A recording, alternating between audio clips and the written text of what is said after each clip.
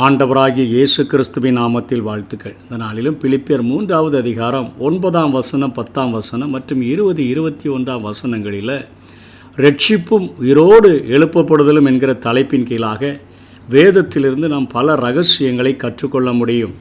9ஆம் வசனம் 10ஆம் வசனத்திலே நான் கிறிஸ்துவை ஆதாயப்படுத்தி கொள்ளும்படிக்கும் நியாயப்பிரமாணத்தினால் வருகிற சுயநீதியை உடையவனாயிராமல் கிறிஸ்துவை பற்றி விசுவாசத்தினால் வருகிறதும் விசுவாசி மூலமாய் தேவனால் உண்டாயிருக்கிறதுமான நீதியை உடையவனாய் இருந்து கிறிஸ்துவுக்குள் இருக்கிறவன் என்று காணப்படும்படிக்கும் இப்படி நான் அவரையும் அவருடைய உயிர்த்தெழுதலின் வல்லமையையும் அவருடைய பாடுகளின் ஐக்கியத்தையும் அறிகிறதற்கும் அவருடைய மரணத்திற்கொப்பான மரணத்திற்குள்ளாகி எப்படி ஆகினும் நான் மரித்தோரிலிருந்து உயிரோடு கூட எழும்பதற்கு தகுதியாகும் படிக்கும் என்று பவுல் எழுதுகிறார்.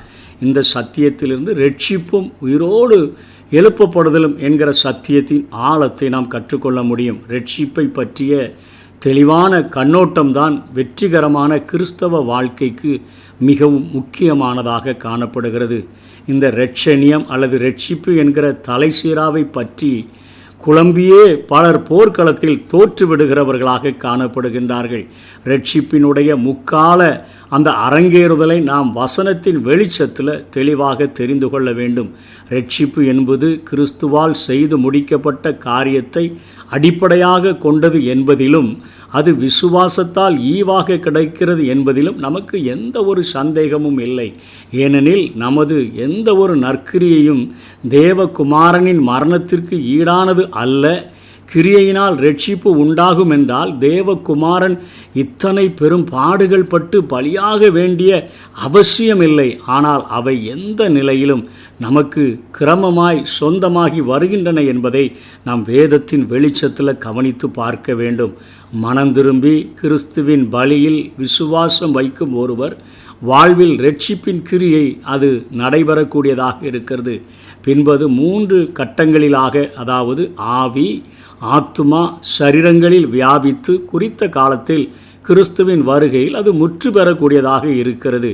இதனை புரிந்து கொள்ளக்கூடிய நாம் ஒரு காரியத்தை அறிய வேண்டும் என்று சொன்னால் முடிந்த நிலை என்ன அப்படின்னு சொல்லி பார்த்தா, அதாவது இறந்த காலத்தில் நம்முடைய வாழ்க்கையில் என்ன நடந்திருக்கிறது, நிகழ்காலத்தில் என்ன நடந்து கொண்டிருக்கிறது, நடக்க போகிற காரியம் என்ன என்பதை அந்த ரட்சிப்பை, அந்த இரட்சணியம் என்கிற தலைசீராவை நாம் தெளிவாக அறிந்து கொண்டோம் என்று சொன்னால்தான் போர்க்களத்தில் நாம் குழப்பமடையாதபடி தோற்றுவிடாதபடி நாம் காணப்பட முடியும்.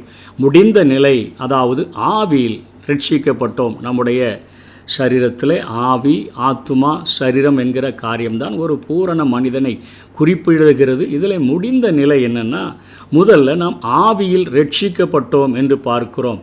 அதாவது எபேசியர் 2:8 பவுல் எழுதும்பொழுது ரட்சிக்கப்பட்டீர்கள் என்றே எழுதுகிறதை பார்க்கிறோம். அதே போல் ஜீவன் பெற்றோம் என்று சொல்லி ரோமர் 8:10 எபேசியர் 2வது அதிகாரம் 4ஆம் வசனத்திலிருந்து 8ஆம் வசனம் வரையிலும் இந்த சாராம்சத்தை பவுல் அப்போஸ்தலன் குறிப்பிடுகிறார். ஜீவன் பெற்றோம், கடந்த காலத்தில் நடந்த காரியம். நீதிமான்களாக்கப்பட்டோம் என்று ஆவியில் இந்த காரியங்கள் நடந்ததாக பவுல் அப்போஸ்தலன் எழுதுகிறார். அதாவது ரோமர் 5வது அதிகாரம் 1ஆம் வசனம் மற்றும் ரோமர் 8:30 நீதிமான்களாக்கப்பட்டோம். 4வது வசனத்தில் 4வது காரியமாக பரிசுத்தமாக்கப்பட்டோம். இதை 1 கொரிந்தியர் 6:11 பவுல் எழுதுகிறார். மீட்பு பெற்றோம் எபேசியர் 1:7 மறுரூபமாக்கப்பட்டோம். ரோமர் 8வது அதிகாரம் 29 மற்றும் 30 ஆவியானவரை பெற்றிருக்கிறோம். கலாத்தியர் 4:6 மற்றும் ரோமர் 8:15 பரலோகத்தில் உட்கார வைக்கப்பட்டோம். எபேசியர் 2:7 எப்படி கிறிஸ்து அங்கே மரணத்திலிருந்து எழுப்பப்பட்டு உன்னதங்களில் அமர வைக்கப்பட்டாரோ அதே போல் நாமும் உன்னதத்தில் உட்கார வைக்கப்பட்டோம். இது ஆவியிலே நம்முடைய வாழ்க்கையில் நடந்த ஒரு இறந்த கால நிகழ்ச்சியாக காணப்படுகிறது. இதை நாம் தெளிவாக இரட்சணியம் என்கிற அந்த தலைசீராவை அல்லது ரட்சிப்பை பற்றிய ஒரு தெளிவான கண்ணோட்டம் வேண்டும் என்பதை நாம் அறிந்து கொள்ள வேண்டும். 2வது நடந்து கொண்டிருக்கிறது. இந்த நிகழ்காலத்தில் நம்முடைய வாழ்க்கையில் ஆவிக்குரிய நிகழ்ச்சியாக என்ன நடக்குதுன்னு சொன்னால், ஆத்துமாவில் நாம் ஒவ்வொரு நாளும் ரட்சிக்கப்படுகிறவர்களாக காணப்படுகிறோம். அதாவது ரட்சிக்கப்படுகிறோம். 1 பேதுரு 4வது அதிகாரம் 18-19 வசனங்களிலே நாம் பார்க்க முடியும். பரிபூரணமாக ஜீவனடைந்து வருகிறோம் என்று யோவான் 10:10 நாம் பார்க்கிறோம். ரோமர் 5:17 நாம் காண முடிகிறது. நீதிமான்களாக்கப்படுகிறோம். ரோமர் 8:33-34 இது நம்முடைய ஆத்துமாவிலே நடக்கக்கூடிய காரியம். சுத்திகரிக்கப்படுகிறோம். 1 யோவான் 1 அதிகாரம் 7 வசனம். மீட்பு பெற்று கொண்டிருக்கிறோம் நம்முடைய ஆத்துமாவிலே. கொலோசியர் 1:14, யோவான் 1:7 பார்க்கிறோம். மறுரூபம் அடைகிறோம். ரோமர் 12வது அதிகாரம் 1 வசனம் 2 வசனம். இது நம்முடைய ஆத்துமாவிலே அது நடந்து கொண்டிருக்கிறது. ஆவியானவரை பெற்று கொண்டிருக்கிறோம். கலாத்தியர் 3:5, 1 தெசலோனிக்கர் 4:8. பரலோகத்தில் இருக்கிறோம். அதாவது உட்கார வைக்கப்பட்டோம். அதாவது நம்மிலே நற்கிரியைகளை தொடங்கினவர், கிரியைகளை தொடர்கிறவர், கிரியைகளை முடிக்கிறவர். ஆகவே பரலோகத்தில் உட்கார வைக்கப்பட்டு இந்த நிகழ்காலத்திலும் நாம் பரலோகத்தில் இருக்கிறோம் என்கிற ஒரு நம்பிக்கையோடு விசுவாசத்தோடு கூடத்தான் நாம் வாழ வேண்டும். இது நடந்து கொண்டிருக்கிற நம்முடைய நிகழ்கால நிகழ்வுகளை காண்பிக்கிறது. நடக்க போகிற நிலை அல்லது 3வது காரியம், சரீரத்தில் நாம் ரட்சிக்கப்படுவோம் என்கிற காரியம். இப்பொழுது அவர் நீதிமானாக இருந்தாலும் மரித்தால் அவருடைய சரீரமானது விதைக்கப்படுகிறது என்று சொல்லி நாம் பார்க்கிறோம். இந்த சரீரத்தில் நாம் ரட்சிக்கப்படுவோம். இது எதிர்காலத்தில் நடக்கக்கூடிய காரியம்.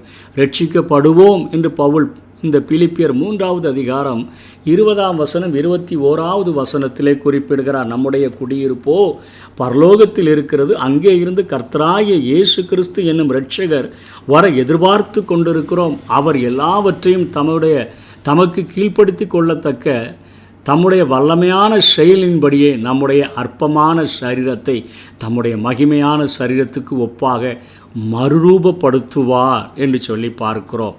ஆகவே மறுரூபமாவோம். இது எதிர்காலத்தில் நம்முடைய சரீரத்தில் நடக்கக்கூடிய மாற்றம். ஒரு ஆவியிலே மறுரூபமாக்கப்பட்டோம், ஆத்துமாவிலே மறுரூபம் அடைந்து கொண்டிருக்கிறோம், சரீரத்தில் மறுரூபம் ஆவோம் என்கிற காரியத்தை இந்த ரட்சிப்பின் செய்தியை நாம் தெளிவாக புரிந்து கொள்ள வேண்டும். ஆவியானவரால் நாம் உயிர்ப்பிக்கப்படுவோம். ரோமர் 8:11 கடந்த நாட்களிலே ஆவியானவரை பெற்றிருந்தோம், ஆவியானவரை நாம் பெற்று கொண்டிருக்கிறோம், இப்பொழுது ஆவியானவரினால் உயிர்ப்பிக்கப்படுவோம் என்று சொல்லுகிறார். கடைசியாக பரலோகத்தில் உட்கார வைக்கப்பட்டோம், பரலோகத்தில் உட்கார்ந்து கொண்டிருக்கிறோம், பரலோகத்துக்கு சரீரத்தின் மூலமாக கொண்டு செல்லப்படுவோம். யோவான் 14வது அதிகாரம் 1-3 வரை மற்றும் 1 தெசலோனிக்கர் 4:16 நாம் பார்க்க முடியும். இக்காரியங்களை மனதில் கொண்டே தமது வாழ்வை பற்றி அதிக எச்சரிக்கையுடன் வாழ பவுல் தீர்மானித்திருந்தார். தம்மை அழைத்த கிறிஸ்து தம்மை பூரணமாக ரட்சிப்பார் என நம்புவதுடன் தமது இலக்கை அடையவும் கருத்தாக அவர் இருந்தார். எதற்காக நான் பிடிக்கப்பட்டனோ அதற்காக, அந்த பந்தய பொருளுக்காக நான் இலக்கை நோக்கி தொடர்கிறேன் என்று சொல்லுகிறதை பார்க்கிறோம். நான் அதை பிடித்து கொண்டேன் என்று எண்ணுகிறதில்லை.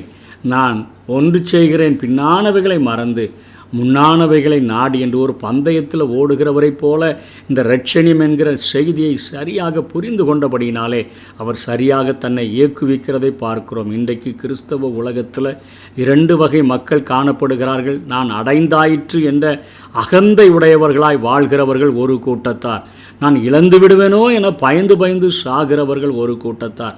இவ்விருவரும் கிறிஸ்துவுக்கான வெற்றி உள்ள வாழ்வு வாழ முடியாதவர்களாக காணப்படுகிறார்கள். முதல் வகுப்பை சேர்ந்தவர்கள் கிருபையை பற்றி தப்பெண்ணம் கொண்டவர்களாக காணப்படுகிறார்கள். 2வது பிரிவை சேர்ந்தவர்கள் கிருபையை பற்றிய மலிவான எண்ணம் உடையவர்களாக காணப்படுகிறார்கள். பவுலை போல கிருபையை புரிந்து கொண்டு நாம் கிரியை செய்கிறவர்களாக நாம் இருந்தோம் என்று சொன்னால் நாம் தான் உண்மையிலேயே கிறிஸ்துவினுடைய சேவகர்களாக காணப்படுவோம். ஆகவே இறந்த கால நிலையிலே ஆவியிலே அநேக மாற்றங்களை ஆண்டவர் செய்து முடித்து விட்டார். நடந்து கொண்டிருக்கிற இந்த நிகழ்காலத்தில் ஆத்துமாவிலே ஆண்டவர் அநேக காரியங்களை நம்மிலே செய்து கொண்டிருக்கிறார். முடிவிலே சரீரத்தில் நாம் ரட்சிக்கப்படுவோம். அது எதிர்காலத்தில் நடக்கக்கூடிய காரியம். மத்திய அந்த ஆகாயத்தில் என் ஆண்டவராகிய இயேசு கிறிஸ்து தாமே அவர் வரும்பொழுது அவர் பிரதான தூதனுடைய அந்த எக்கால சத்தத்தோடு கூட அவர் வரும்பொழுது கிறிஸ்துவுக்குள் மரித்தவர்கள் முதலாவது எழுந்திருப்பார்கள், சரீரத்தில் எழுந்திருப்பார்கள். பின்பு உயிரோடு இருக்கக்கூடிய நாம் சரீரத்தில் மறுரூபம் ஆக்கப்பட்டவர்களாக அவருக்கு எதிர்கொண்டு போய் என்றென்றைக்கும் அவரோடு கூட நாம் வாழுவோம் என்கிற நம்பிக்கையில் இந்த இரட்சிப்பினுடைய இரட்சணியம் என்கிற தலை சீராவை சரியாக அணிந்து கொண்டோம் என்று சொன்னார். போர்க்களத்தில் வெற்றி உள்ள ஒரு போர் சேவகனாக நாம் வாழ்ந்து வெற்றி பெற முடியும். அப்படிப்பட்ட கிருபைகளை தேவன் நமக்கு தந்தருள்வாராக. ஆமென்.